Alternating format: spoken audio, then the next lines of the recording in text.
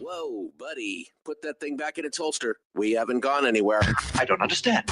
Check out the MichaelDukesShow.com for information on how to get access to the podcast.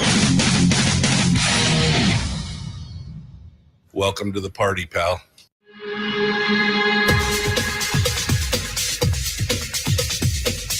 The Michael Dukes Show. The greed and the entitlement is astounding to me. What more could you want from a low-budget radio program?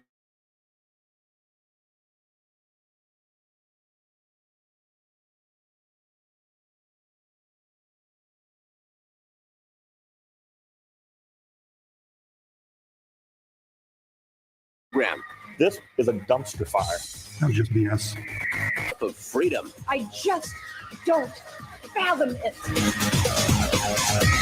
The Michael Dukes Show, streaming live across the world. Live around the world on the internet at MichaelDukesShow.com and across the state of Alaska on this, your favorite radio station and or FM translator. Hello, my friends, and good morning to you. It is the Michael Dukes Show, and it's Monday. Wow. It's a fast weekend, wasn't it? It was a fast weekend. Lots of stuff happening, lots of stuff going on. But here we are back to it. Another Monday fun day. And we are ready to go with you. Got a big week lined up here. We're coming up into the final days of the legislative session. This is the final 2 weeks, essentially. April 20th is the final official day of the session this year, and it's rapidly approaching. And our legislators still have not figured out how to fleece us as much as they possibly can. So they're working on that right now. Just so that you know, they're working on that right now. There's a lot of things going on and a lot of hand-wringing, and boy, the people out there, or maybe I should say the sheeple out there, are bang, bang, bang to the wolves so much to basically say, eat me. Just eat me. I just to solve all these problems, just eat me. It's pretty crazy. On top of that, we got all the national stuff going on, of course, with the tariffs and everything, and people are there's a lot of hand-wringing going on. Let's just put it that way. There's just a lot of hand-wringing going on over the state of the nation and the stock market and the tariffs, and oh man, it's pretty crazy right now with what's going on. But here we are doing our thing, and we're just going to go through a lot of these headlines that went on over the weekends, because I'm sure many of you just didn't, you didn't take the time this weekend to stay up on all of it, right? To stay up on all of it. You're like, okay, we're just gonna la la la la la. Good for you. Good for you, because some of this stuff is going to work itself out. Here's what kills me overall about the hemming and hawing on the stock market. I guess I'll throw this out here first. The hemming and hawing on the stock market, it always recovers. Now, in the midst of the throes of pain and turmoil and market adjustments and everything else, it looks bad, right? Dow's down 1,000. Oh, it's down another 1,000. Oh, it's struggling. We just don't know what's going to happen. I don't know. But the bottom line is that it will recover, because it's all based on market confidence, right? And we're going to come back. It's going to be okay. Yeah, it's dire right now, but I think it's going to be okay. But everybody is just so up in arms about all of this stuff right now. And understandably so. If you just watched your pension or your 401k or your whatever just drop down a big chunk, just be patient. Just be patient. And if you got a few extra bucks lying around, now's the time you might want to buy. I'm just saying. I mean, you just, now is the time you might want to buy, when it's bottomed out, and see what it looks like on the other side, right? Because it's going to come back. The companies, the physical assets, this stuff's not going away. It's going to come back. But we're seeing this whole movement play out across the nation and across the state. We're seeing this whole movement play out of we've got to have it. Government's got to come in and save us. There was the 50-51. That's the big movement around the country. That's 50 protests in 50 states in one day. And they've been doing this on and off since the first part of the year, since Trump took office. The people who are out there just protesting, the fact that I guess Trump got elected, that they don't like his policies, that they don't want to cut. I mean, at one point I heard that, more than one point. Well, we government should be cut, but this is not the right way. Well, what is the right way? I think that's the bigger.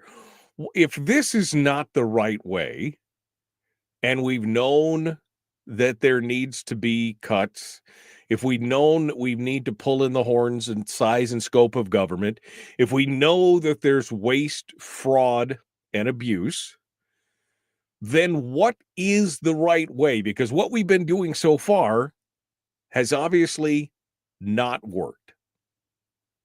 So what is the right way? See, everything that's going to happen in the future is going to have pain points. And what I think you're seeing here is a microcosm of what's going to happen when the final domino finally falls. And we'll talk about that this morning as well. That this is just a sneak peek. It's a sneak peek of what's gonna be coming and what's gonna be happening. So we're gonna talk about that. We're gonna talk about the town hall meeting in Anchorage, where everybody was screaming, "Tax me." I mean, literally, that was some of the things. We're going to talk about the new state operating budget that came out of the House Finance Committee with the accidental PFD in it. The accidental PFD. And where does that go from here? What does that happen? We'll also talk about who some of the readers of Must Read Alaska, which is the Republican newspaper in the state, the conservative, I guess, news outlet in the state, who do they think should be running for governor? They ran a poll, some interesting results, something that I did not expect. The fact that Anchorage lawmakers are not only looking, lawmakers from Anchorage, I guess state lawmakers from Anchorage are not only looking to boost the regular funding, but now they want to boost for education. They now want to raise, on top of that, they want to boost the pre-K funding as well, which includes another big chunk of money. And we've still got all these issues in front of us that are all coming forward, including the supplemental budget, which is unfunded, education funding, the PFD, et cetera, et cetera. It's just all so many things to cover this morning as we go through. And I did mention the 50-51 protests as well. And then to top it all off, just in case you didn't have enough to think about today, I just took a look at the crude oil prices for today. So far today, they dipped down to $58 a barrel, $58.95 a barrel. So $59. Now, remember, yeah, that's not the West Coast Intermediary. It's just, WTI West Texas Intermediary or anything. That's just regular crude oil, but that's an indicator. Oof. Currently $61 for oil. And I don't know what the price was that they fixed this year for oil, but it's going to be, somewhere in the 70s. And so we're already pulling forward. And see, look, and somebody just mentioned it. I just looked from the time I started talking about the markets and how they're all going to come back, they start clawing back. They just from now, the live updates are just saying the market's clawing itself back. Don't panic. 500 is a massive reversal. They're coming back up. See, I mean, it's just a watched pot never boils. Just know that in the long run, it's going to go well. I mean, probably that's a hard thing to say if it was like 1929, but by 1931, 1932, it was all good, right? It was all good. All right. Anyway, we're going to get into this and more this morning as well. We've got your we got the phone lines open as well. So if you want to sound off and give me a counterpoint to anything. I ran into somebody this weekend who said, I love your show. I don't always agree with you, but you always bring up good points. And sometimes I want to scream at my radio and, yada, yada. And I'm like, well, you can call, you can always call and offer a counterpoint. I've got no problem with that. We'll have a conversation. It doesn't have to be a screaming match or attack. We can always, bring this up together. So the phone lines are open right now.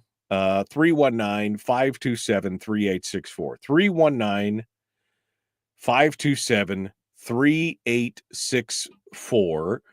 If you've got some thoughts this morning as well, I'd love to hear what you have to say.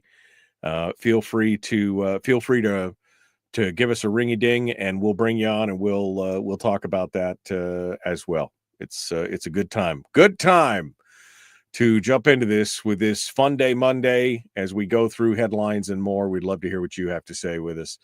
Just let's get it going on. That's what we're saying right now. Let's do that. All right. Well, we're coming up on the break, so we'll take it here a minute early,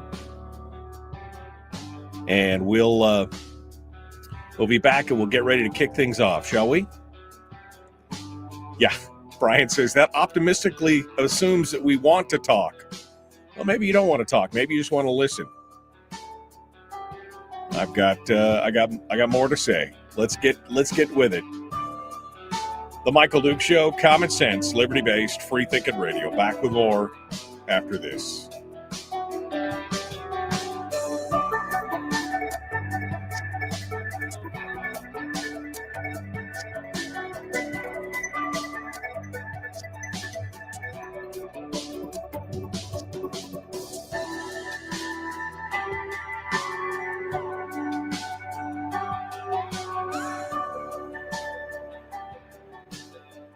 If you missed the show, you can listen to it on your time with Dukes On Demand. Oh, and it's free. Like America used to be. Streaming live every weekday morning on Facebook Live and MichaelDukesShow.com. Okay.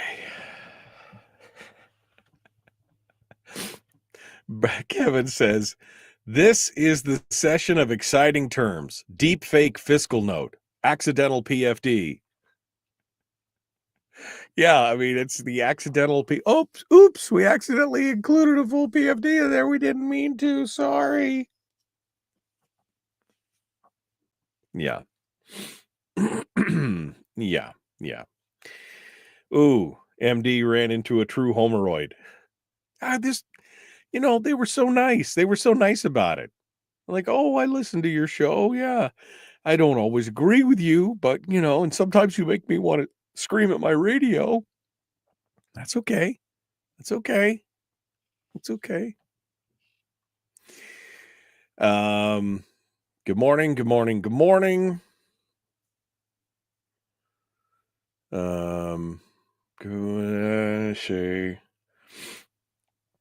Let's see. I'm just going back here to see what's going on. Fat Ray says the biggest impediment to fixing issues are the people Yuri warned us about, like the ones in Anchorage. Oh man. Everything is wonderful, says Willie. I like where your head's at, Willie. MD speaks and the markets are shooting up, says Chris. Well, it is what it is. I'm just scrolling backwards to see if there's anything else that I missed here this morning. Oh, Fat Ray said earlier on, I wonder if crude dropping to $60 a barrel is one of the headline. I can't wait for the legislature to do the adult thing and cut the budget to match. Yeah, don't hold your breath on that, because that'll lead to asphyxiation. Okay, don't hold your breath on that, there, sir. Bill's over here doing the happy snow dance. I don't think we have to worry much about it. I mean, there's a little bit of there's a little bit of snow here, but it's 33 degrees. I don't imagine it's going to last very long. Let's just put it that way.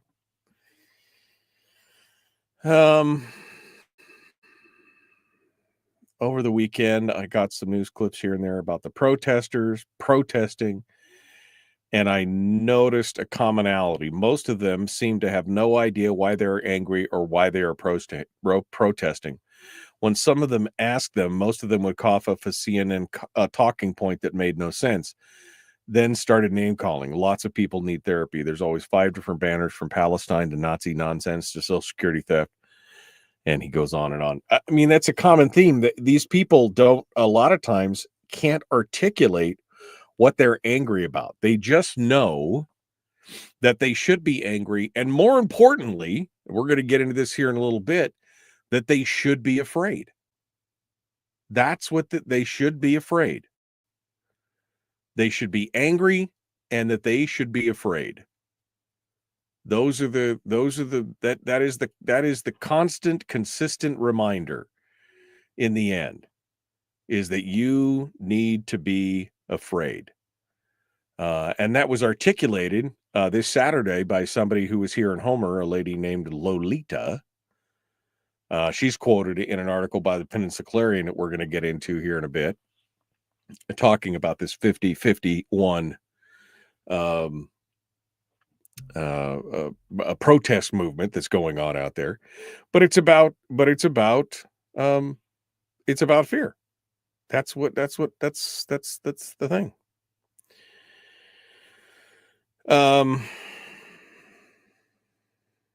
Anyway, it's gonna be interesting.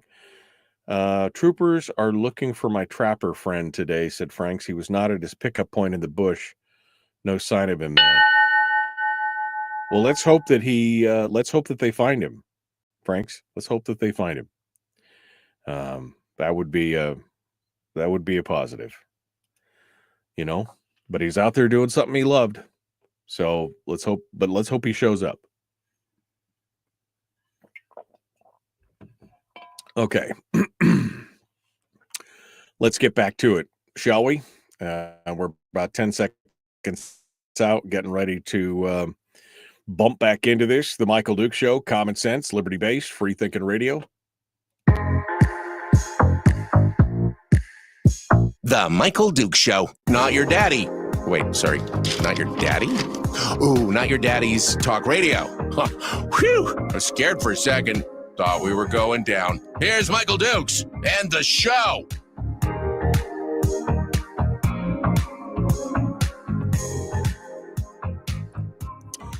Okay, welcome back to the program. Let's see, where do we want to start? I guess we'll start with some of the protests. There was a lot of protesting going on around the state. There's several articles about this project that you may or may not have heard of, the 50-51 project. And this is 50 protests in 50 states on one day, right? That's where they came up with the snazzy 50-51 name. And they've been organizing these since January. Now, interestingly enough, when these things got started, they started off pretty low and slow. There's a story in the Peninsula Clarion talking about the Kenai protests and how the organizer in Soldotna, her name is Michelle Vasquez, she said over recent months the Central Kenai Peninsula have been increasing. That back in January, there were 3 people at a protest. And then there was a dozen at the protest that they had for 50-51 on the 17th of February. And then they had 100 out in March, the first part of March. And this last one on Saturday, they had 300. So we're growing, I think is what they're saying. But here's what's interesting about all these protests. And I think that somebody in the chat room just made a mention about it. Richie mentions. He said, over the weekend, I saw some news clips here and there about the protesters protesting, and I noticed a commonality. Most of them really seem to have no idea why they are angry or why they are protesting. When someone asked them, most of them would cough up talking points that made no sense and then started name calling. And I was watching I was watching YouTube this weekend and was watching some commentary from both sides on this. And what's interesting is he's right. There was a lot of people that when confronted with questions of, okay, what specifically are you upset about? What is the reasons, and what is your solution? If not the solutions offered for whatever they brought up, and most of the time they couldn't even articulate, and these are pretty well-spoken people, some of these people who were in the clips that I saw. This wasn't, like somebody with one single tooth in their mouth, slobbering all. These were well-dressed, articulate people, and yet they still couldn't really articulate what it was that they were upset about. They just knew that they had to do something because they feel like that something is just not right. Right? That's the whole point.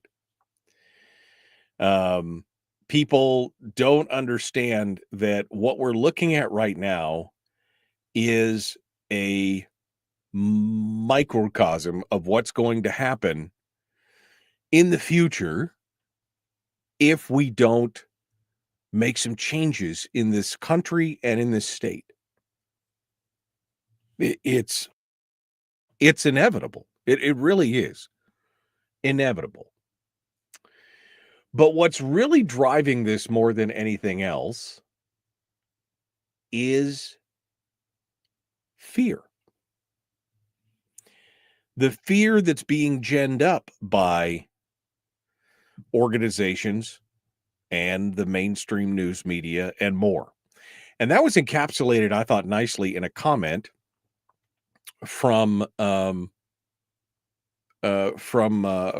Peninsula Clarion. They had an article about the protests where they talk about the hundreds of people turning out in Soldotna, people turning out in Homer, Kenai, all across the peninsula. But there was one comment captured here that I think encapsulates the problem completely. And here's what it said. A Homer community member named Lolita said she attended Saturday's protest because of the importance of action in response to feelings of fear and isolation, and suggested that individuals should not just stay at home, but actively resist. Quote, I don't want to be scared. I want to feel like I have some agency. I want to feel like I can look around and see people who agree with me. I think that's really important. But I think it's really important to feel tied to your community and not feel isolated. So really, it's for us. It's for strengthening that feeling. What can I do to resist? I don't want to be scared. And see, that's what's happening. The news media and the folks who are, I guess the term loosely is orchestrating this or organizing this or pushing for this. They are pushing this narrative of fear. And the isolation part, I think, is interesting as well, because people want to belong to something and they want to know that they're not alone. But in this day and age of the internet and everything else, I mean, it's ironic that here we are potentially connected to every other person in the world, and many people feel more isolated than ever before. Get out. Say hi to people. I went out on Friday night to pick up some food for Terry and I, because she was not feeling good, and I wanted to do something nice. So I went out and picked up some food at a food truck thing that they had here in Homer.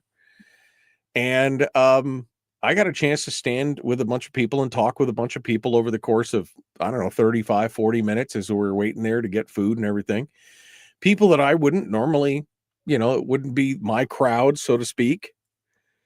And it was really interesting to talk with people and to go out and about and be amongst people, right? I mean, it's such a unique thing. Hey, look, there's people here.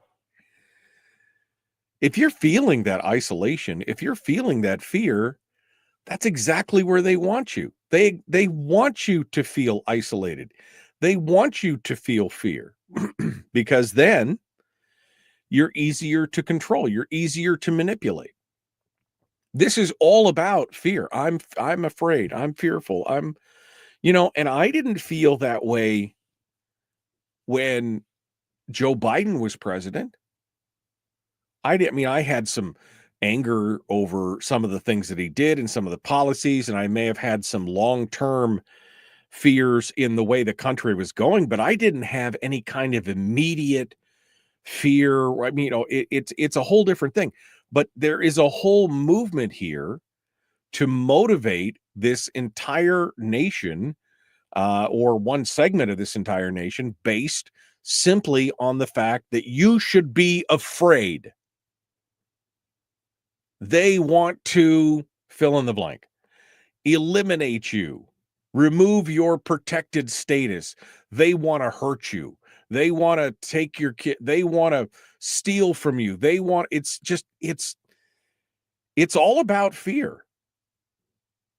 And when they come together, they feel more powerful. And I understand that, because that's the power of esprit de corps. We're human beings. We all want to belong to something greater than ourselves. Whether that is political or religious or whatever. We all want to be part of something grander, right? That's human nature. But they are manipulating that fear. It's the same thing that's going on with the education debate. But again, I think most people are not thinking beyond the talking points. But this is it. This is the thing. In this same article was the comment that I was talking about earlier, when there's a lot of people are saying, oh, there was a quote from a guy named Kevin Duffy from Soldotna. And he said he's concerned about Alaska's public lands, and he's calling Trump's desire to drill in the gates of the Arctic National Park, gates of the Arctic National Park, as a precedent setter. Oh no, I'm sorry, I was wrong quote. So let me get the right quote. Changes to the cost of government are needed, said one Soldotna protester. But the way Trump and Musk are tackling it is wrong. He said, we've got to stamp out the right thing. We've got to stamp out the wrong thing. Enough people. We got to find people who agree what the right thing is. That government is needed, but the changes, the cuts are, but the way that they're tackling it is wrong. Okay, well, what's your solution? See, because you're never going to find a way to cut the size and scope of government. You're never, not even if you just didn't want to cut government, let's just say you just wanted to clean it up and get rid of the waste, fraud, and abuse. You're never going to find a way to do that without hurting somebody, because somebody's benefiting, either intentionally or unintentionally, from that waste, fraud, and abuse. So somebody's always going to be hurt. See, when they say things like what they're doing is, we need cuts, but they're doing it the wrong way. What they're saying is we need to find a way where nobody gets hurt, where nobody feels the pain, where nobody is affected in any way, in a negative way. And that's just not going to happen. I'm sorry, it's just not. And as I said earlier, what you're looking at here is just a brief snapshot of what's going to happen in the future if we don't get a grip on it now. If we don't pull back on the spending now at the national level, then these quote unquote austerity measures, which is really, there's a lot of talk going on right now, but there doesn't seem to be a lot of savings actually happening. Doesn't seem to be a lot of actual cutting going on. They've talked about a lot of it, and a few things, but I mean, it doesn't, this is going to be but just a slight fraction of what will happen, because there will be no other choice. Because we truly will be out of money. And there'll be a lot more people hurt in a much more visceral way, because we haven't trimmed it out, and we can't do it with precision because we'll just be out of options. And now you got to cut it off with a cleaver instead of a scalpel. This is what, I mean, folks don't seem to understand that there is no more money. I mean, I don't know how to say it any clearer than that. Oh, we're too big to fail. Don't worry about it. We're too big to fail. Well, that is not the case. Rome thought it was too big to fail, my friends. And where are we at today? We're digging in its grave. We're digging in its ashes. The Weimar Republic, Zimbabwe. I mean, we can go through case after case of course it'll always be there. Don't worry about it. That is not the actual fact. What we're seeing today in the terms of cuts and proposed cuts from DOGE are a pale substitute for what would happen if we default on our debt, if we can't if we continue to run the piggy bank and the credit card dry, you think this is bad? Just wait. And the state should be taking a lesson from this. And instead, what the state's doing is it's trying to emulate it. It's trying to be all things to all people. And the legislators are just ignoring what they need to be doing. I mean, they're passing amorphous cuts with no direction. Here, you cut some. We're going to hand it to you. This hot potato, this hand grenade without the pin, Governor, this is yours. $74 million in cuts. You decide where to cut. We're abdicating our responsibility there.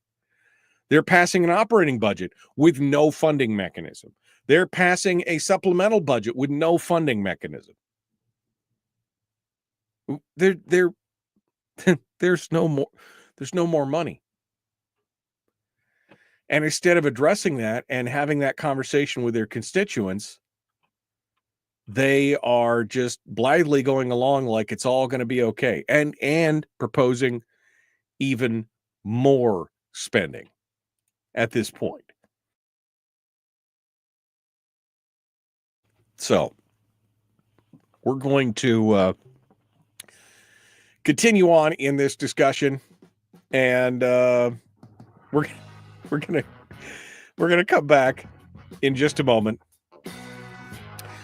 and we're gonna talk about how the legislature continues to do this with the latest, the accidental PFD. That's what we're going to talk about next. The accidental PFD. Phone lines are open. Am I wrong? I mean, I want to hear it. Am I wrong? Am I just being too doom and gloom or too what? 319-527-3864. 319-527-3864. The Michael Duke Show. Common Sense Radio.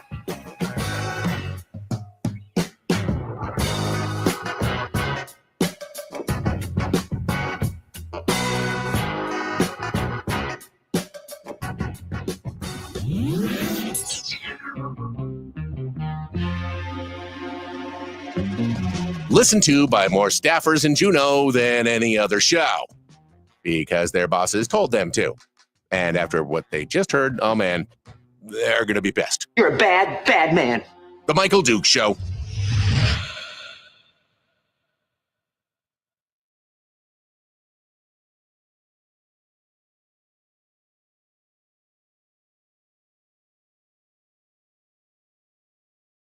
Okay.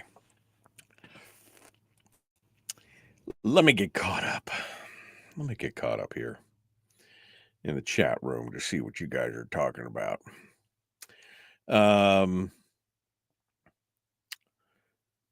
Chris said, I saw a man having to read a piece of paper telling him why he was protesting, and he really still didn't understand why he was there. Anthony said, been saying this for a minute about how these protests, or been saying this for a minute about these protests. No unifying message beyond Trump bad, everything makes me feel bad, and a seemingly well-funded, aggressive propaganda campaign nobody can put their finger on where it's coming from. You can't see it, but my eyebrow is raised intensely. That's that's it. I mean, it's the outrage, right? I mean, when you can motivate people who would normally, I think, be reasonable, well-meaning people to walk by some random stranger's car and just key the car because of the make and model of the car, when they're so outraged, they're willing to do physical damage and to destroy other people's property. That's all about emotion at that point. It doesn't do anything. It's all about emotion. I'm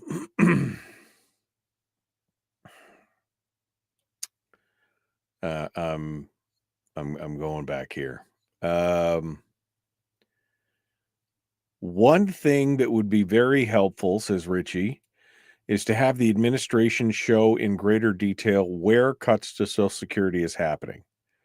98% of those cuts are not impacting anyone protesting. They are cutting payments to people that have been dead for 50 years.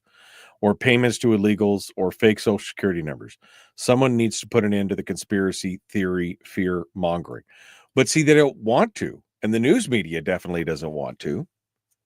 It's one of those self-licking ice cream cones where the news media shows the ball of fear out on the street protesting and all the reasons, and they never clarify the fact that, well, they're talking about they're protesting the cuts to Social Security, not even realizing that the cuts are to people who are dead or receiving it illegally or whatever. They don't counterpoint it because it gets them more clicks.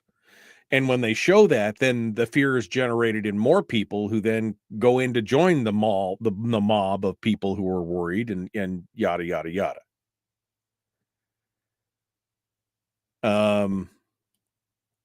Cindy said, there were a lot of people at the protest that I didn't even recognize. Well, you don't run in those circles, Cindy. I mean, probably. Those are people that are, in a different social strata or a different sphere of influence than you are. So I'm not surprised that you don't recognize a lot of people at those protests. I mean, I know Kenai Soldotna is a small area, but, not surprising. But it's 300 people. 300 people out of 100,000 people on the peninsula, right? And that's about what it is. 100,000 people, roughly 90-something thousand on the peninsula. So, not surprising. Fat Ray says fomenting. The media is fomenting these feelings in people. Yes, they are.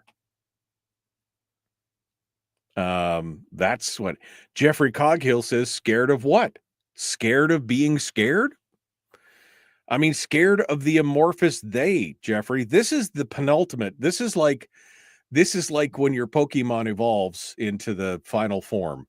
This is the final form of that fear. This is what we've been talking about this whole time. When they divide us and they cause the polarization and the divisiveness, which again is fostered by the news media and others, when we reach its final form and they don't even know what they're scared of, they can't even articulate it. They just know they're scared of the they, of the them, of the other, the people on the other side of the fence. That's what they're afraid of. The they. Catherine says, meh, if it helps them feel like they're doing something as long as it's peaceful. I agree.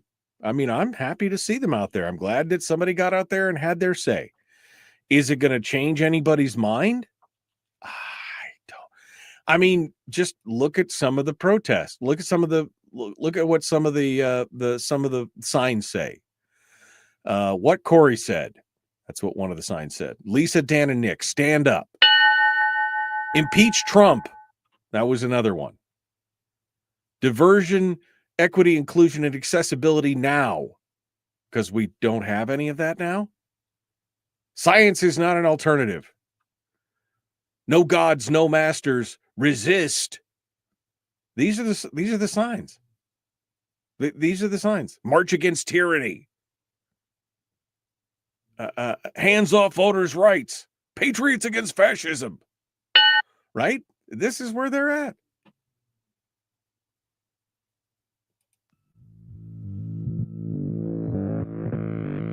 Public enema number one. Oh, wait, sorry. Enemy. Public enemy number one, which makes more sense. On the other hand, he's a little bit of a pain in the Michael Dukes show. We were just talking about the fear and the fear, and these people don't even understand what they're really protesting. And if you are one of the protesters and you want to call in and articulate what you're protesting about, I'd love to hear what you have to say. But all you have to do is look at the signs that they were holding up. The signs that they were holding up to protest. True patriots are against fascism. So a legitimate election with a president is fascism. That's what you're saying. March against tyranny. Save our parks. Science is not an alternative fact. Diversity, equity, inclusion, and accessibility now, because we don't have diversity, equity, inclusion, and accessibility. No gods, no masters, resist. Okay. All right. Hands off public broadcasting. What was the other one? Impeach Trump. What Cory said. Cory Booker, I think is who they were really, what was the other one?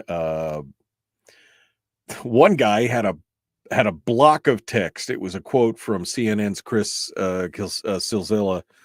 The GOP has become an insurgent outlier in American politics. It is ideologically extreme, scornful of compromise, unmoved by conventional understanding of facts, evidence, and science, and dismissive of the legitimacy of its political opposition. Wow.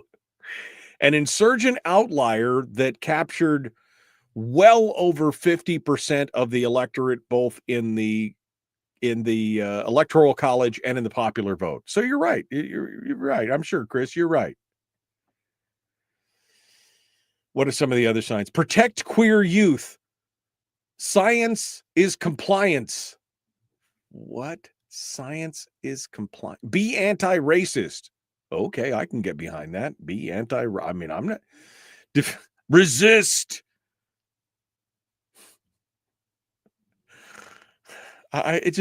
These are this is the signs that you just go over there and take a look at it. Save our democracy, hands off our university. Okay, how does one see, here's the problem. A government that's big enough to give you everything is big enough to take everything away. Why is it the government's responsibility to fund our universities? The universities are supposed to be state institutions or local or privately held institutions. You want to know why this is such a problem? It's such a problem because we've been giving federal monies to all these universities have become dependent on this federal money, and now they're crying, "Oh, save our democracy, hands off our university." I mean, all you have to do is look at the signs. Your hatred is showing. That was probably my favorite one. Your hatred is showing. Again, it's a bunch of meaningless psychobabble. I mean, the other one that got me, the science is compliance. The what? The science is compliance? What does that mean? Because no, science is never, I mean, that's the whole basis of science, right? Science knows that it's constantly changing. We're constantly discovering new things. That there's nothing that the science is settled is like the most ridiculous thing that you've ever heard when somebody says the science is settled. Because no, we're always finding new things. Did you see the thing that they just found out? The science, DNA is irrefutable. Oh, fingerprints are irrefutable. Did you see the new thing that just came out? That AI proves that fingerprints are not unique. Potentially upending the entire legal system. That your fingerprints are not as unique as they thought they were. But the science behind fingerprinting is better. I mean, that's just one example. Just one example. The science is compliance. Protect queer youth. Are they not being protected? Are they not? None of these, RIP to LGBTQ rights. Why? You don't have rights anymore? Or maybe it's just because you didn't have special rights that weren't allowed to, it wasn't an equity thing. I mean, this whole thing is just, you just watch this and you realize that there's a bunch of people out there that are just out there protesting based solely on emotion, and that emotion is fear. They can't articulate exactly what it is that they are so upset about. other than they know they're upset. And God love them. I'm glad they got a chance to go out there and protest and come together and feel some kumbaya and some community and some esprit de corps with those people that believe in the same thing that they believe in, but it doesn't make it true. Fear keeps the flying monkeys in order. That's exactly it. And you're much easier to manipulate when you're fearful. And somebody just mentioned COVID in the chat room, and this is the same kind of thing we saw during the COVID crisis.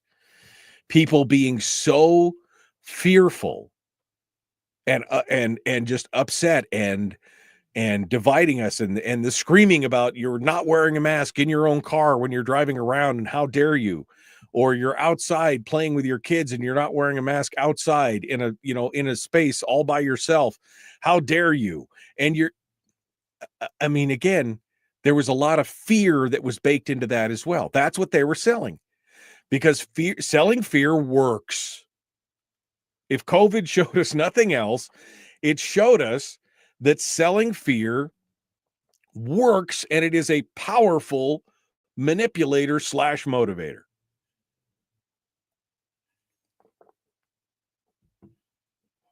So it's interesting to watch. It's interesting to watch. And then on the other side of of that coin is the fear plus something. And in this case, it's self-flagellation. It's self-flogging. It's like the self-harm. You get the same people. In this case, we're going to talk about this big town hall that took place in Anchorage, where they were talking about education. And they had the same amount of fear, but their answer to that was, tax me harder, Daddy. That was their answer. That was their answer. And they're, again, running on the same batch of fear that everybody else is. Oh, our schools are going to crumble and fade away to nothing. They're just going to crumble. And yet their answer to that was, tax me harder, Daddy. That's going to be, we're going to get into that here in just a moment. But here's my exhortation to you, because we're coming up to the end of the hour, and I know some of you got to go to work and everything else. So let me just summate everything that we just talked about. Whether it's the stock market going up and down because of the tariffs and everything else, or because here's the thing, you're going to make it. In the long run, the markets always go up, right? They always grow in the long run. And we're talking about a 10 or 20 year window. So you may have to wait a couple more years before you retire. I know that's, that may upend some of your things, but that is what it is. Don't be afraid. Go forward boldly without fear. It's all going to be okay. Most of these things will have no effect on almost anybody. The things that they're fearful of, most of them could not even potentially come true. And even those things that they are worried about that potentially have some truth to them are not being used in the way that they say they're being used. Now, could they? Possibly. But just go out there and live your life and stop getting tied up in all this other stuff. And, if you're feeling fearful and isolated like Lolita was, maybe go out and meet some people. Go shake hands with your neighbors. Go out and have a beer with somebody and enjoy your time. And maybe you won't feel quite so isolated. We got more coming up. The Michael Duke Show. Hour 2 dead ahead.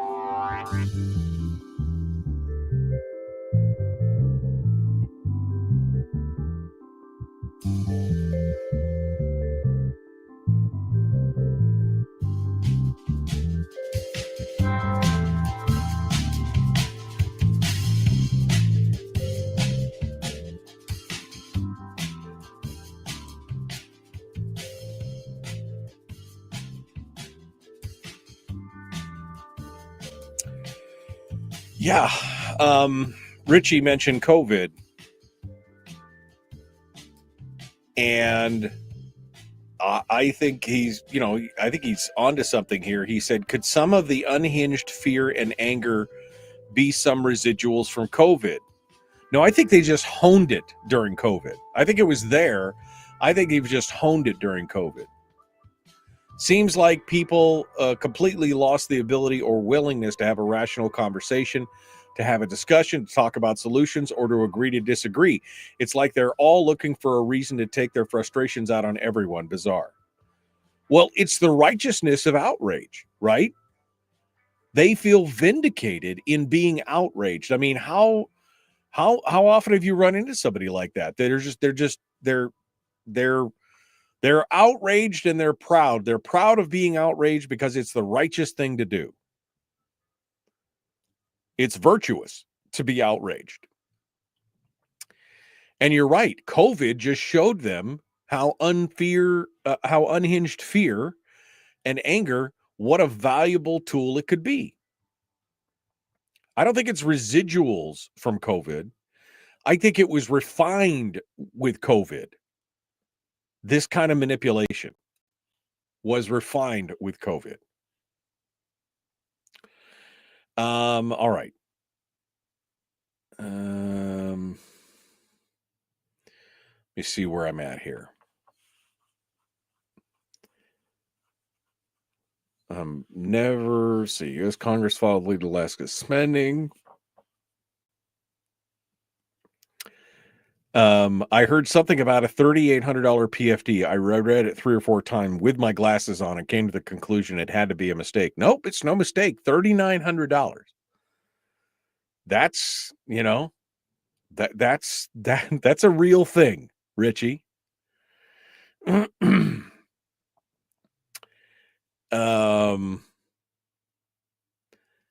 scrolling through.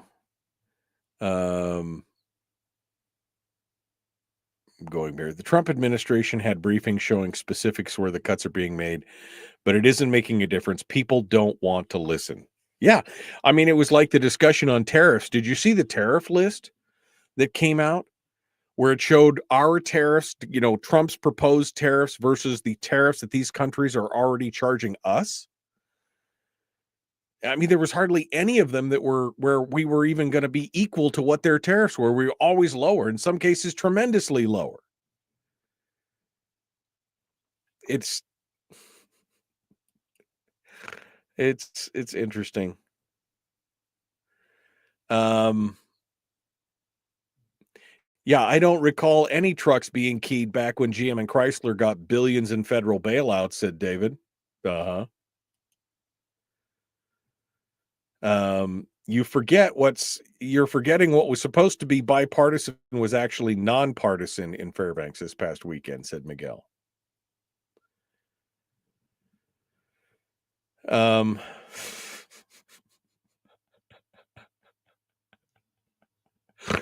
Richie said, I always laugh at the various forums when the purple-haired Prius pilots talk tough and start to imply they're going to show us a thing or two.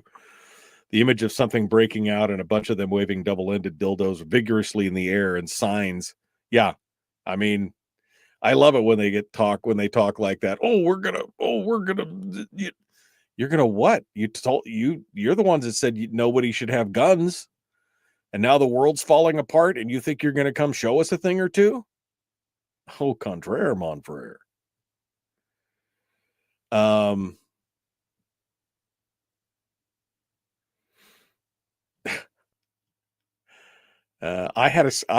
Frank said, I had my sign in the protest this weekend, but no one noted mine. Teachers rely on my taxes. Because Frank's just out there trolling the teachers at that point. Resist. The only thing most of these people have resisted is taking a shower, getting a job, and being productive members of the society. I think that probably is a misnomer, but what exactly are you resisting? What exactly are you resisting? Psychobabble. Is that a word? Yes, it's not spelled like that, but it is a word. Psychobabble. That's where a lot of it, Can you please learn to spell Kenai? Who did I not spell? What? Who, what? All right. Elaborate on the PFD error. The accidental PFD.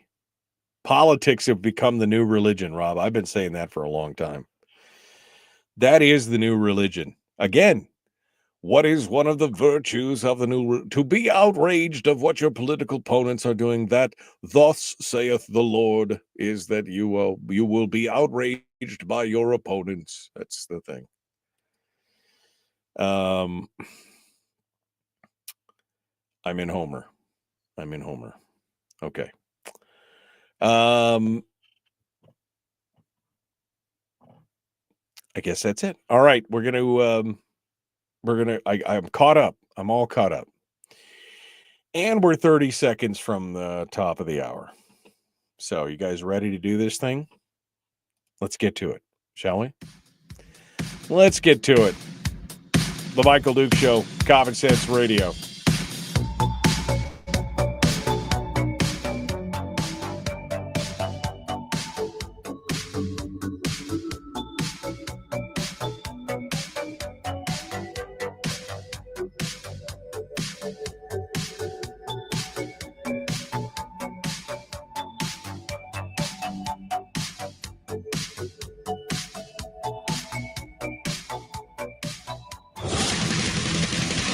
Whoa, buddy. Put that thing back in its holster. We haven't gone anywhere. I don't understand. Check out the MichaelDukesShow.com for information on how to get access to the podcast. Welcome to the party, pal.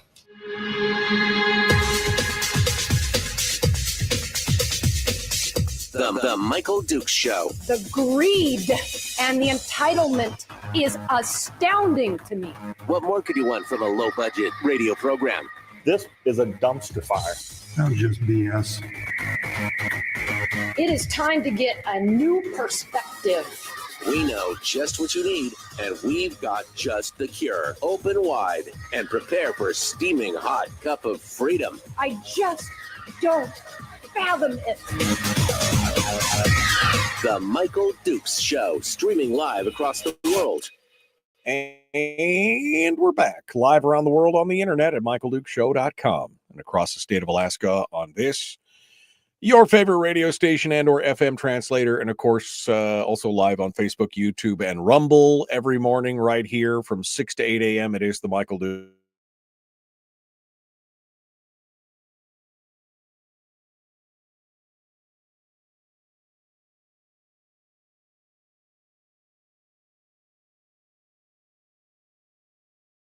Show, Alaska News, Alaska, and we are getting into it here. We want to talk about the $3,900 PFD, the accidental PFD. Yes, that's what's being proposed. We're going to get into that. 39.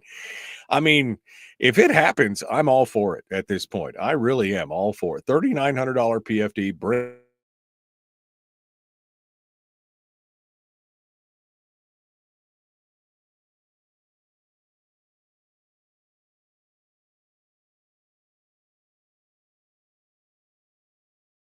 Bring it on. But the potential future governor, who is going to be, and we've heard a lot of names, right? We've heard a lot of names being thrown around. Of course, Mary Peltola is always in the mix. It seems like she is going to be the poster child for the Democrats, no matter what happens. So, poster child for the Democrats.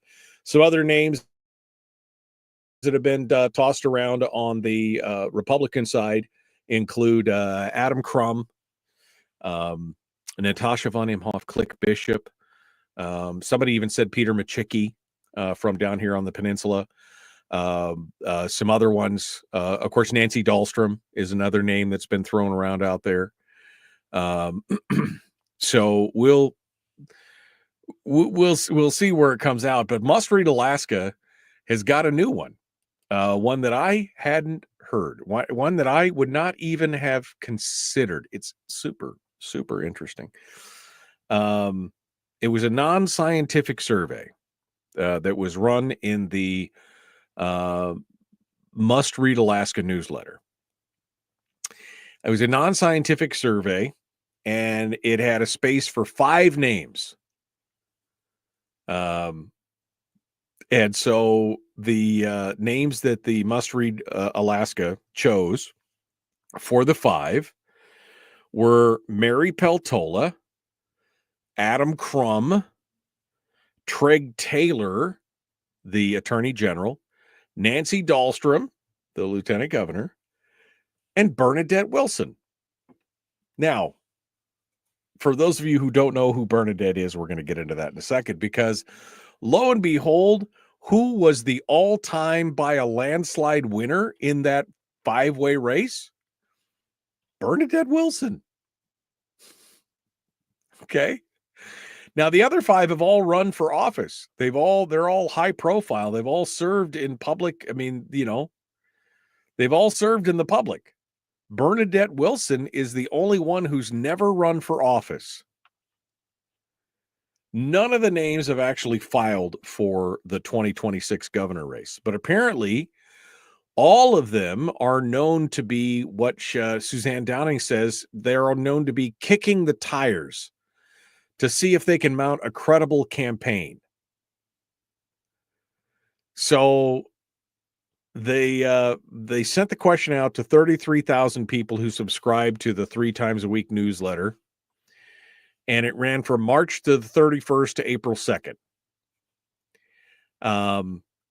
And when it came out, Bernadette Wilson was 44%. By 44% was the lead winner. The closest was Nancy Dahlstrom at 20%. Adam Crum at 17, Treg Taylor at 16, and Mary Peltola at 4. Now, you would expect that because it's a conservative super voter paper. That's what Must Read is. Bernadette Wilson, for those of you who don't know, she owns a waste refuge company in Anchorage, and she's been politically active for quite some time. Was a state director for Americans for Prosperity. She hosted a radio talk show with Ethan Berkowitz. I don't know if you remember that piece. She's also put the parental notification initiative on the ballot back in 2010. And she's just been all over the place. She's definitely a mover and shaker in the conservative circles. And the question is she down to run for office? Now, again, having never run for office in the past, is that a plus or a minus for you? Well, it's interesting because you can't attribute anything to, she's got no quote unquote voting record. You can't look at her record in the state house and say, well, what would she do as governor? But I think you could look at her bona fides and say that, look at, what she's done and what she's supported and kind of get an idea of where she's going. Now, my first question to her would be, would you look at cutting the size and scope of government? Because she runs in circles that is frequented by people who have no problem with the size and scope of the government we have right now. That's the only problem that I see right now, is that she is run with people and have been associated with a lot of people who are okay with the size and scope of government that we have right now and are happy to do it. But on the other hand, she was also the campaign manager for, she was senior advisor. She wasn't a campaign manager, but she was a senior advisor to Nick Begich. And Nick and I are both of one mind as far as this, that we need to cut the size and scope of government. Now, whether or not he can actually get something done there is going to be a question, but maybe she believes in that. But that would be my first question to her. My first question to Bernadette would be, are you down with cutting the size and scope of government? But I'll be honest, I was surprised. I had not heard that, one, she was kicking the tires to decide whether or not she wanted to run for governor.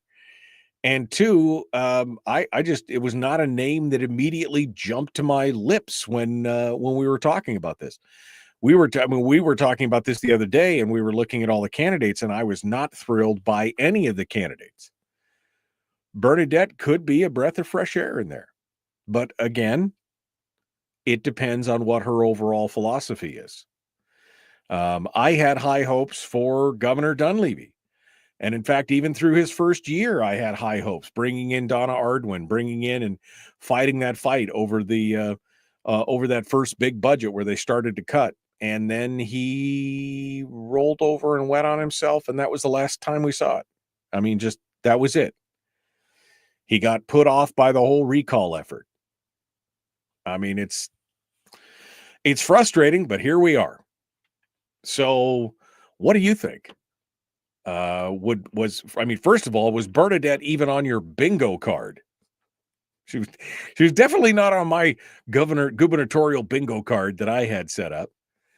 But is she better than all the other candidates that have been thrown out there, in the past?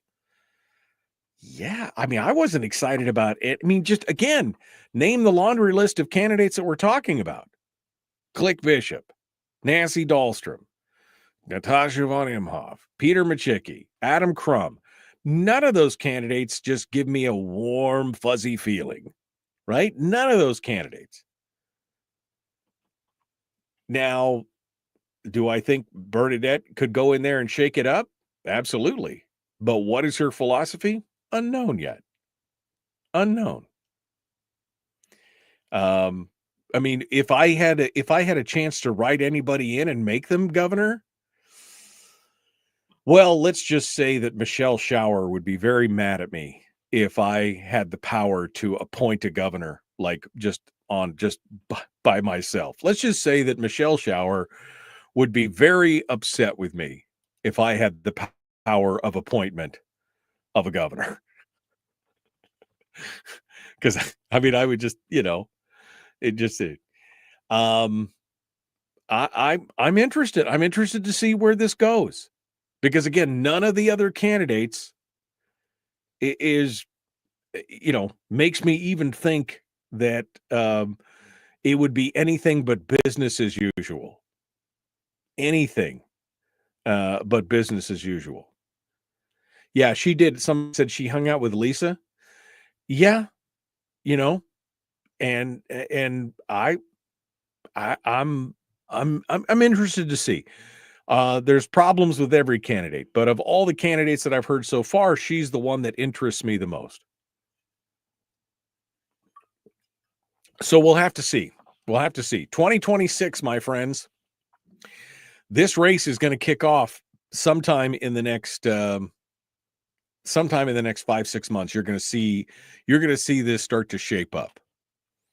And we'll have to see where that goes, but yeah, that was just not a name that I was expecting when they were like, who's on the governor's the list for governor from the Republican side, or I guess from any side, because they included Mary Peltola in there. But those 5 names are all known to be out there kicking the tires. So again, Adam Crum, Mary Peltola, Treg Taylor, Nancy Dahlstrom, and Bernadette Wilson.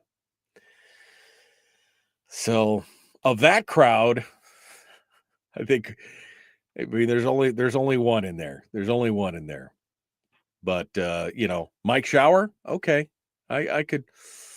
Oh, Michelle's going to be so mad at me right now. I could just tell you right now, she's going to be so mad at me. All right, we're coming up on the break. When we get back, we are going to talk about the accidental PFD. $3,900. The operating budget passed out of the House Finance Committee, and it had one little problem. Well, actually, it had 2. The first one was the fact that it included a full statutory PFD.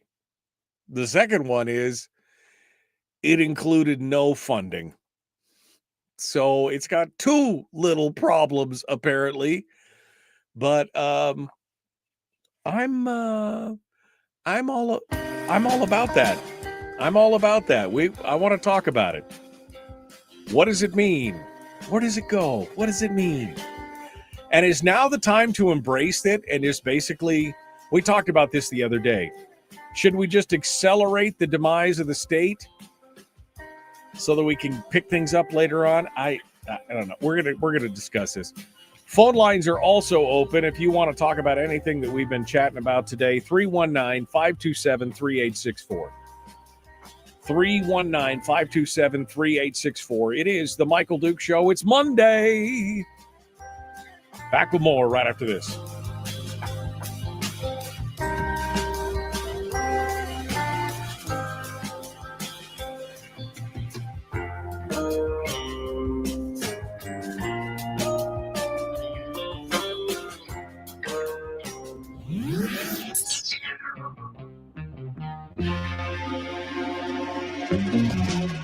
Running on 100% pure beard power. Oh, also some coffee.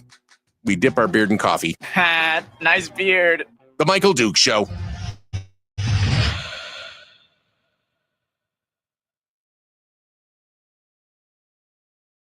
Okay. Anthony just beat his chest and said, I am Spartacus. He said, I'll volunteer as tribute. Make me the dang governor. If you're not a financially solvent institution, gone. If you're doing some shady stuff at the expense of the taxpayers, jail. You're out there being generally anti-American and complaining about the country and how good socialism is, deported to Canada. Oh, hail, Anthony. Interesting.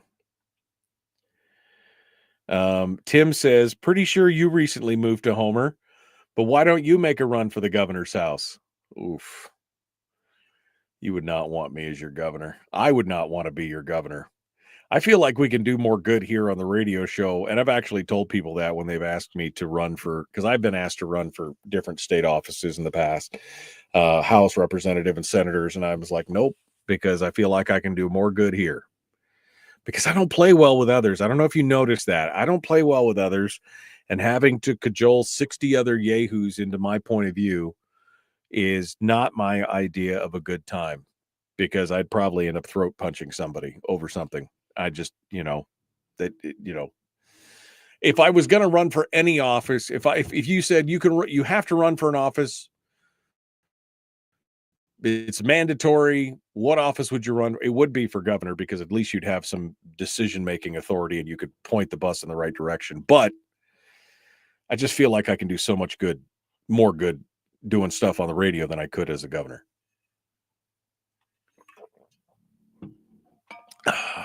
But there you go. Terry says, Anthony, run. Anthony DeAngelis, run. I would vote for you if Bernadette doesn't run. I could still see that being Anthony's campaign platform, though. If you're being anti-American and complaining about the country, we deport you to Canada. That's a campaign promise. Richie says, I'll run. I have no campaign money or experience, but based on the way things have been run at this point, the experienced people don't have a resume that impresses. Yep. Bernadette is the one, maybe.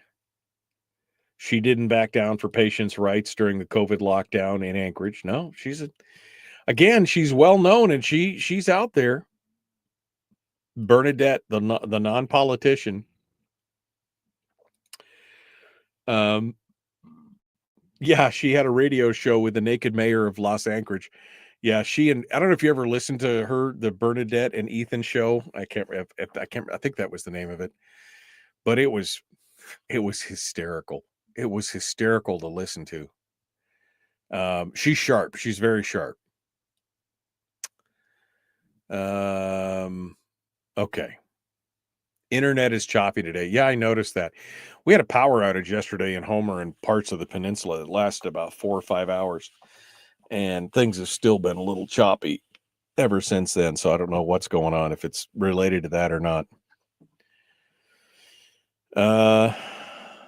Yeah, Michael King says, Click Bishop needs to get out. You'll never have a PFD if he gets selected. That's true. That is true. Because he is not a fan of the permanent fund dividend. All right. Rob Myers for governor. I'd vote for Rob Myers as well. Jeremy said, Gary Stevens wanted to see me run. Is that an endorsement? I don't know. Maybe. I mean, Gary's seat, he says he's not running for re-election. So maybe now's the time to put up a conservative alternative to Gary Stevens. All right. Let's continue on here. We're getting ready to jump into it. The Michael Duke Show. Common sense, liberty-based, free-thinking radio. Like, share, subscribe, ring the bell, do all the YouTube-y things. Let's do it. The accidental PFD. Here it's like more like 5 seconds from now. I got a little ahead of myself. Sorry about that. Let's try that again. Here we go.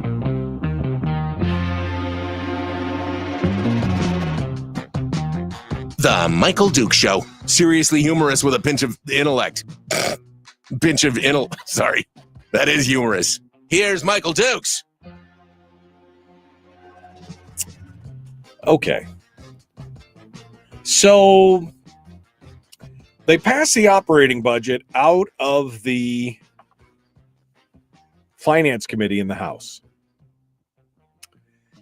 And on first glance, you're like, what?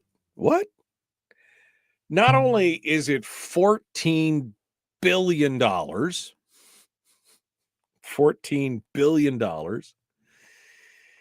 it includes a statutory PFD estimated to be about $3,900 per eligible Alaskan. Now, why? Well, apparently, Andy Josephson, the Democratic rep from Anchorage, who is the chair of the House Finance Committee, apparently he made a mistake and accidentally left it in the budget. Now, he's no fan of the PFD. He has advocated for taking big chunks of the PFD for years. So the fact that he accidentally left it in, and it wasn't discovered until after they had submitted the budget to the committee. But see, then they were in a conundrum. Because nobody wants to be seen. If you propose a budget that's got $1,000 PFD, then it's not that big a deal. But if you propose a budget that's got a $3,900 PFD and you propose to cut it down to $1,000, that makes some waves. And see, there are rural Democrats on the Finance Committee that they don't want to have to. If they can get behind, if it comes to their desk at $1,000, they could say, okay, yeah, we can say that. But if it comes to their desk at $3,800 and they've got to cut $2,800 of it out, that's a hard pill to swallow. Their constituency, who in most cases in the rural areas are more dependent on the PFD than almost anything else as far as their liquid cash flow for the year, they're not going to be very happy. Neil Foster, Nellie Jimmy, they're not going to jump on board with that with both feet. So Andy Josephson, he made a serious tactical error. So they had to leave it in, a full statutory PFD. Now, that means that with that full PFD on top of everything else, that the budget that was passed out of the House Finance Committee leaves us with a $1.9 billion deficit for this fiscal year. Remember how we've been saying that this year we were facing a $500 million deficit? Well, that was with the $1,000 dividend and everything else. $3,900 dividend, $1.9 billion deficit. So, and by the way, there's no funding. They didn't say how they were going to, they didn't put it, they weren't saying, here's what our expenditures are and here's where the money's coming from. They didn't say that in any of that. They just passed it out. The proposal has been sent to the House floor for a vote, where skepticism remains about whether it's going to be passed in its current state. Now, Josephson mentioned in the Finance Committee meeting that he had been having secret talks with the Senate, that maybe he'd been negotiating in the background with the Senate. Maybe they were going to come in and save his bacon on this. But I don't know if you should rely on that right now. Again, no mechanism to fund it. This is the same Finance Committee that passed a $79 million cut out of the House committee meeting without directing where the cuts were coming from. They basically just told the governor, here, it's on you. Here, hold this hand grenade with no pin in it. It's yours. Right? It's a political hand grenade. Now the governor will be the bad guy. They passed it out, but they didn't choose where the cuts were going to come from. You see, because now they can go back and anywhere the governor cuts, they can lambast him from afar and say, oh, well, you shouldn't have cut that. Oh, look at the governor. He's cutting all this stuff that's good for you. Well, you should be mad at the governor. Right? I mean, it's literally like, here, hold this hand grenade with no pin. Good luck. On top of that, they also have the supplemental budget. $200 million. It passed the House on Thursday, but it was also unfunded. So, where are they going to get the money to pay for all this? Because where $200 million in unfunded. By the way, did you know in the supplemental budget, they also included the entire VPSO program budget? Like somebody didn't plan for that last year, and so they're going to put it in the supplemental? Or is it for the coming year? Or what exactly are they doing?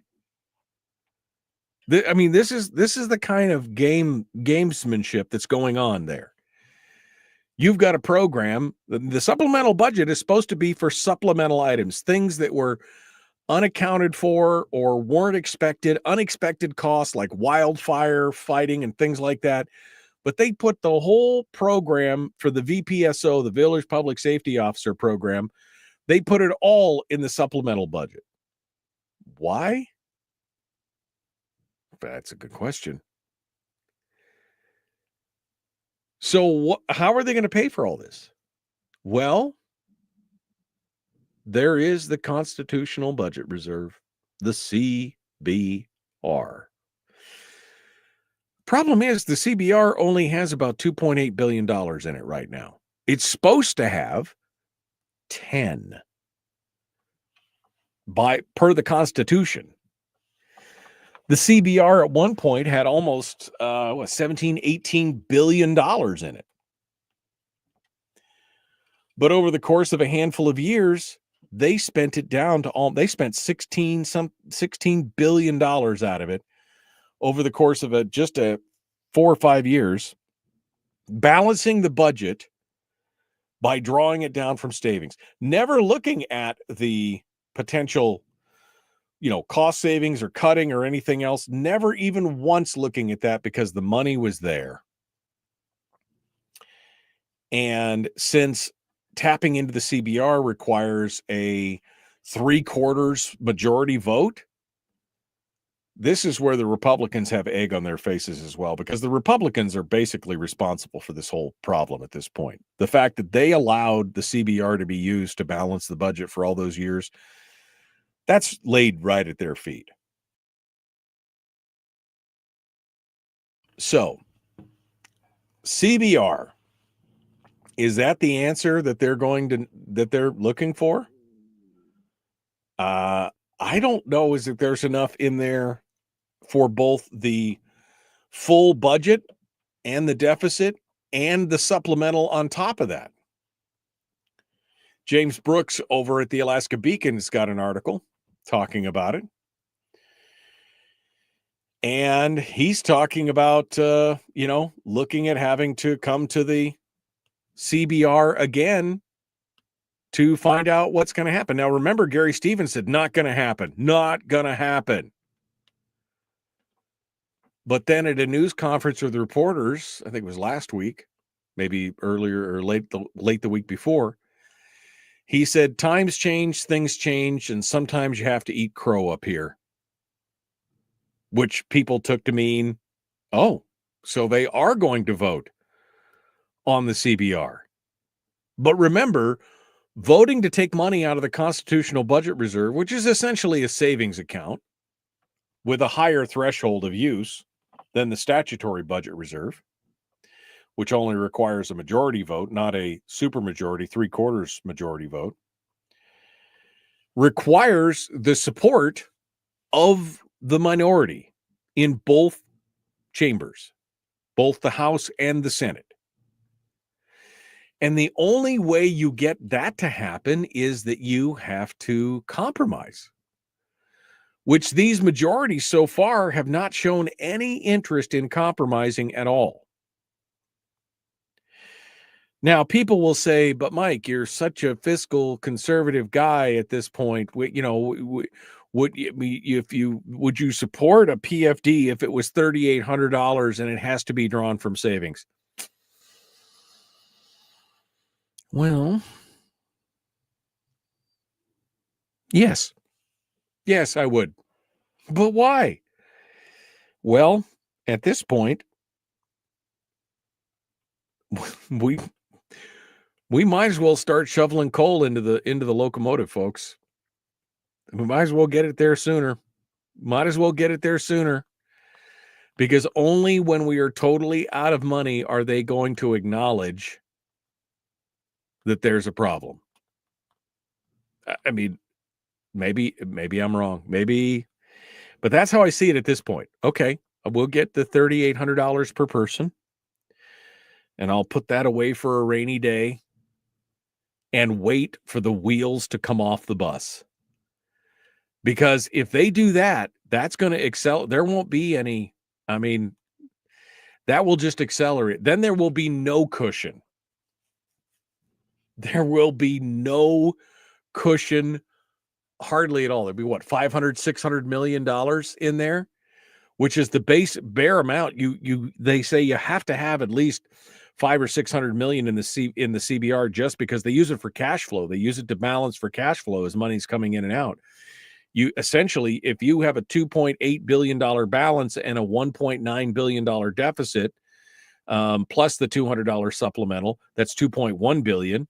If you take 2.1 out of 2.8,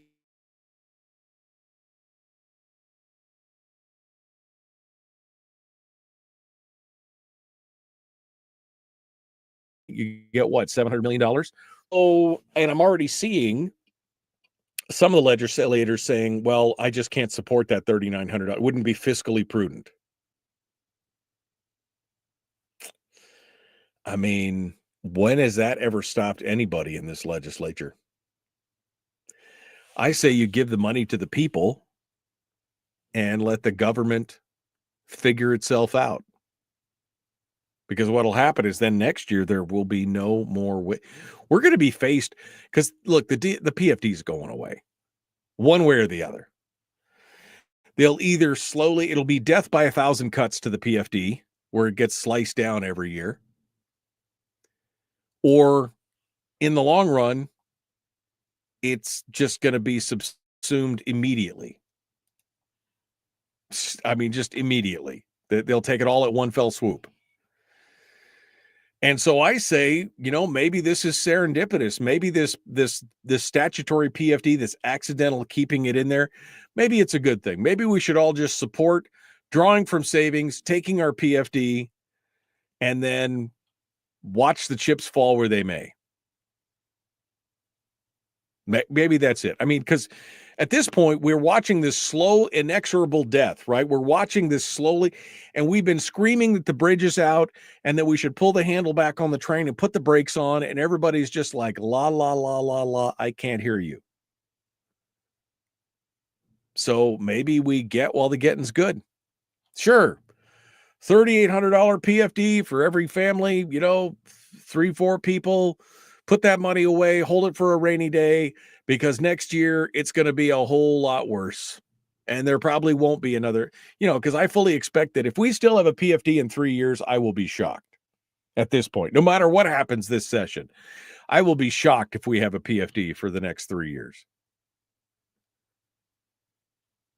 I mean, I would like it. And you know what it would make them do? It would force them to face it. They wouldn't have that money sitting there anymore to always go, well, we can always just go to the CBR. We can always just go to the PFD. We can always just go. Because once that money's gone, then they have to face reality. The accidental PFD. That's what happened. And maybe we'll look back at this as a turning point. Maybe. I don't know. I'm seeing a lot of conservative politicians, and Sarah Vance sent in a little thing for her Capitol Minute thing that said she just can't stand behind a $3,800 PFD because it would. I'm like, Sarah, just bring it on. Just let it come. Let it come. Take the full PFD and let the chips fall where they may at this point. Because you know what the other side is saying? Tax me harder, Daddy. That's what the other side is saying. And we're gonna get into that in a minute. That's literally what the tax me harder, Daddy. We're gonna continue here. The Michael Duke Show. Common sense, liberty-based, free thinking radio.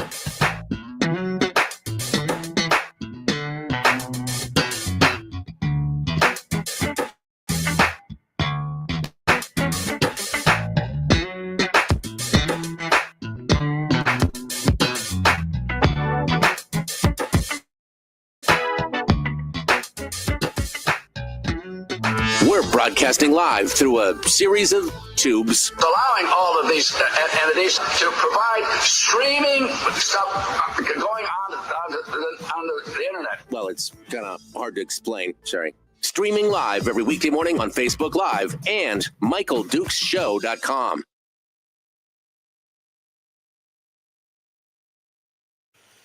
Okay. All right. Oh, man. I know some people are probably losing their minds by me saying that, but I mean, I really think, I think just give it to us. You know why? We'll do better with it than they will. That $3,800 per person, we will be more fiscally responsible than the state would be with that $3,800 per person. That's what it is. And I'm okay with that. Just send it to me. Oh, it's going to bankrupt the state. Send it to me anyway. Because it could either be fast or it could be slow.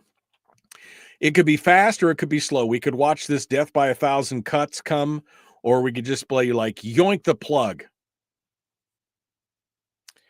Anthony said, I'm with you on running into the wall, MD. At some point, we have to acknowledge we're mopping the floor next to an open sewage pipe and wondering why there's so much crap everywhere. Yep. That's it. Send it in now.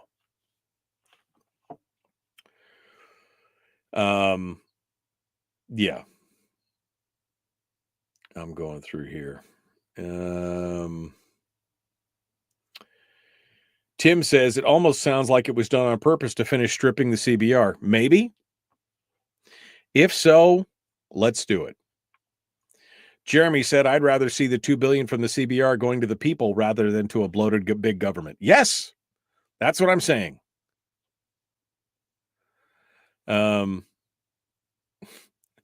Why am I so irrationally certain, says Anthony, that the proposed amount was supposed to be $380 and someone just added an extra zero by accident?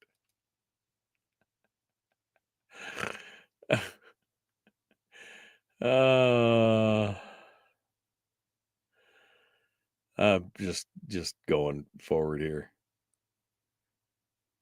Yeah. Every election year they want a full PFD. Yeah, no, I mean it's a thing. I mean, I don't know. What do you guys think? Let's take a poll. I wish I could do polls here. I need to be able to do polls, but I can't do a poll. But let's just do a poll. If you would support getting a full PFD, even if it came from the CBR, type 1 in the chat. If you're against that and you don't want to draw from it, type 2. 1 for take CBR money, 2 for no. So everybody just, there's 60, 70 people between Rumble and Facebook and YouTube. 1 for yes, you agree with me. 2 for no. 1, take it and give the money to the people. 2 for no. We shouldn't draw from the CBR for the just 1 or 2. Come on, just give it to me right now. I want to get it. I want to know where we're at before we come back from the break. I'll do the Jeopardy music for a second here.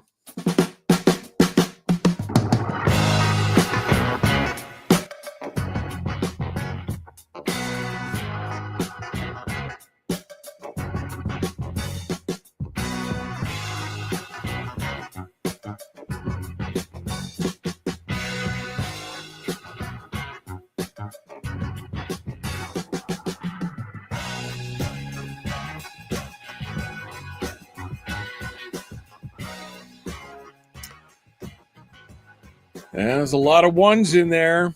I haven't seen a single 2, although I think Charlie was a 2. Charlie, are you a 2? Charlie says no. I think he meant no, don't draw it from the CBR. I want to know. Is it all? Is it? Yeah. What was that? Blow is so 80s, says Catherine. Blow is so. What, do you think we're going to use it on hookers and blow? Is that what you're saying? Huh? Even Kevin McCabe is a 1 on this. Give the money to the people. That's what we can do. I mean, I haven't seen a single 2 yet.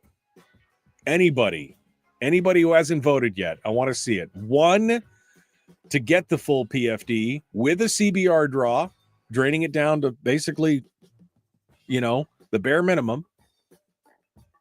2, if we should just reduce the PFD and exacerbate and draw this out. I just want to hear it. 1, if you agree with me. 2, if you disagree with me. That's a lot of 1s. Charlie was a no. So Charlie says no. So Charlie, I want to know, what's your solution to this? Do we just watch it? Do we just watch it slowly but inexorably die? At this point, I'm ready for them to face reality. And the only way the legislature is going to face reality is if there's no more money left. That's what I think is coming down here. All right, here we go.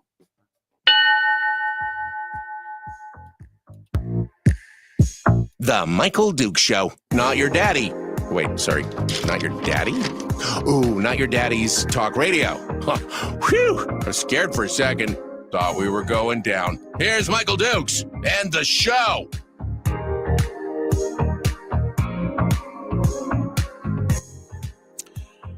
Okay. Is there a third alternative? No, Teresa, there's not a third alternative. Welcome back to the program, The Michael Duke Show.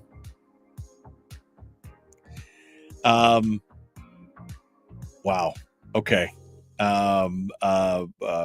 Sorry, I took a poll during the break because what I said before we went to break was probably pretty contentious. When we're talking about the accidental PFD, the accidental PFD got left in there, $3,800, $3,900, and they passed it out of the Senate House Finance Committee. But to get to there, to pay for it, they'd have to draw from the CBR, which is basically our only remaining savings account, and it would basically tap the fund, right? It would be left with just over $500 million, which is what's needed for the cash flow of the state. You got to have that money in there for the cash flow of the state. So essentially, it would drain it down to where it's essentially zero available funds. And I said, surprisingly, probably to most people, I would say yes, I would advocate for that. Because what we're watching right now is the death by 1,000 cuts. We're slowly watching the PFD die. And it's a slow, inexorable slog. And it's all we're fighting about. It's all we're talking about for every year for the last 8 years. That's all we've talked about is what's going on with the PFD. And so I said, yeah, I'd vote for it. Why? Because number one, the people would do more and do better with that money than the government would, $3,800 per person. And two, it would accelerate the problem in the state to the point where the legislature would have to face the music. Now, that may lead to taxes. It may lead to some other things that we are not happy about, but at least they would face the problem because there would be nothing else left to. Now, next year, that just means they'd probably take all of the PFD, but it's inevitable that the PFD, like I said, I'll be surprised if the PFD is here in 3 years. So we took a poll in the chat room. And of all the people that voted, and I don't know how many, that's probably 10, 20, 30, 40. There's probably 40 people voted in the chat room. And they all agreed with me except for one. Charlie didn't agree with me. Charlie said no. And I said, okay, Charlie, I respect your thing, but so then how do we fix it? And unfortunately, Charlie is basically giving us the same answer that we have been crowing on for the last 10, 12, 15 years on this program. He said his answer is cut the budget. Saying we can't cut is BS. Oh, I'm not saying that we can't cut, Charlie. I agree with you. I think in an ideal world, and if I was king for a day, that's what we would do. The problem is that there's no political will to cut. We could cut. We could. But politically, it's not going to happen. And until we address, and here's the thing, we've been talking about this part of it for the last couple of years now. Until we acknowledge that there is no political will, we can do two things. We could try and find a way to bolster and get other people in there who have the political will to cut, which we've been trying to do for the last 3 years. Or we can just acknowledge that it's just not going to happen until we hit rock bottom. I mean, this is like working with the alcoholic or the drug addict who's just in denial. Every legislator in there that is not willing to cut is in denial because that's what needs to happen. And what happens with an alcoholic or a drug addict? What has to happen to them? They have to hit 9 times out of 10. They don't just wake up one morning and decide, I want to be better.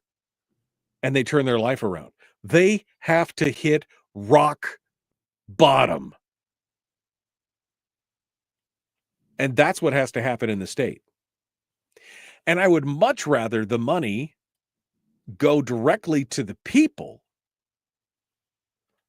and have them have it in their hands rather than in the hands of the government and drag this out for another 5, 6, 8 years. If you're going to take the PFD, take it next year and then live with the consequences. See, that's the other thing. They don't want to be the one.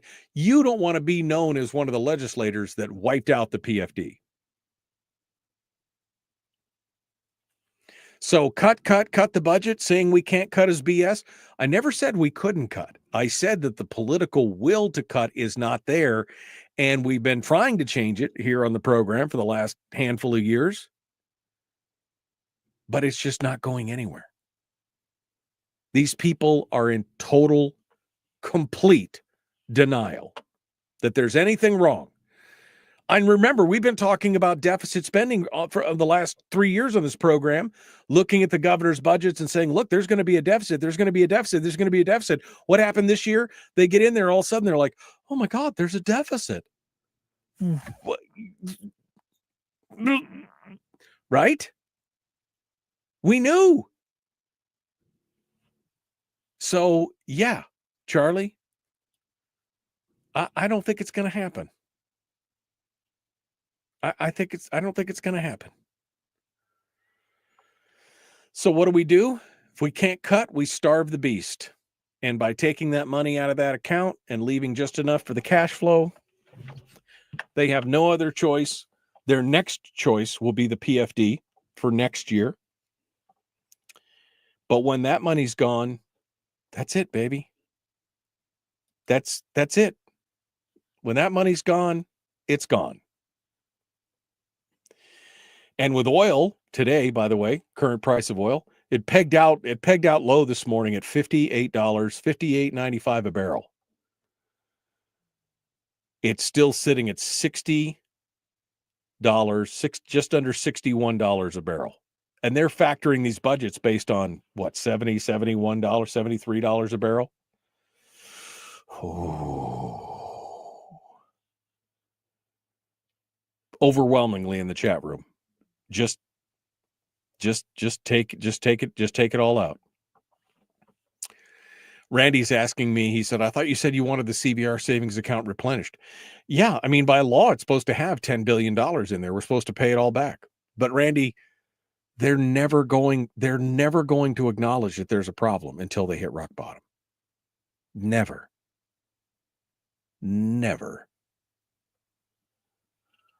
I'd rather have that money in our hands than in the hands of the legislature. Since Armed Alaska says, since the state has been subtracting from the PFD, just how much money per person has the state government stolen in total? I mean, I don't know. I would have to look at that. I mean, the PFD in 2017 was, I think, $3,200, something like that, was statutory amount that year. About $3,000 maybe. So they've stolen about $2,000. I mean, it's just roughly, if we're doing rough math, I don't have all the numbers in front of me, but you figure $2,000 per person since 2017. So 8 years times 2, 16,000 roughly per person. So roughly 16,000 per person is what they've stolen over what they've taken out of our pockets. So yeah, I mean, I'm all about that. And then you got this other critter here, which we didn't even get into because we're running out of time. But then there's this other crew. They went out to Anchorage and they had that school district. Meeting, the rally cry. And what did they say at the rally cry? This rally on education. Revenue fixes everything. We also heard, what was the other thing? We're not failing. We're starving. Which was exactly, I mean, it was like boilerplate what you're hearing from, we're not failing. The schools aren't failing. We're starving. And at the end of the article, what do they come up with? Pat Higgins, member of the Anchorage School Board, excoriated lawmakers for refusing to levy taxes that would allow the state to more easily send the districts the money that they need. Aaron Doherty Lynch, an attorney who lives in Anchorage, says, I demand to be taxed now. Tax me now. It's patriotic to pay taxes. Tax me harder, Daddy. That's their answer. Tax me harder, Daddy. It doesn't matter. They're going to spend every available dollar, people. If you just give them more revenue, they never have to face the reality that they're spending more than they take in. That's the problem. I'm willing to pay an income tax. I'm willing to pay a sales tax. You just give and give and give. And like an addict, they will take and take and take. All right, we got to go. The Michael Dukes Show. Common sense, liberty-based, free thinking radio. We'll see you tomorrow.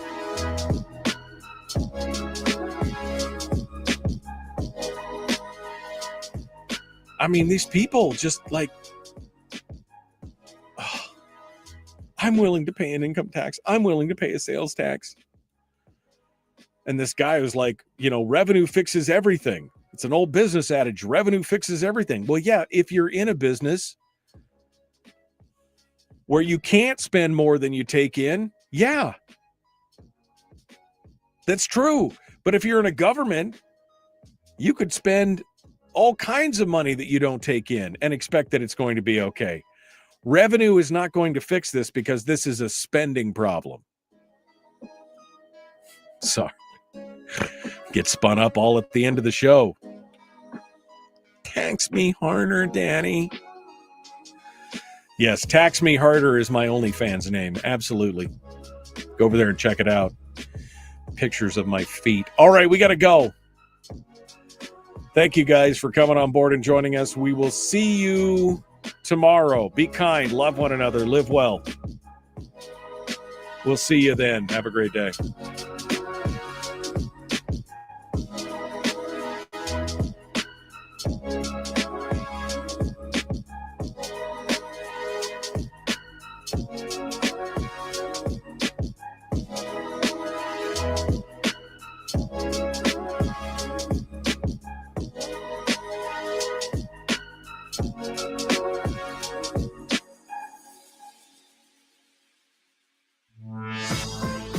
We've shed our terrestrial radio skin, and now we are slimy lizard internet people. It's the Michael Duke Show.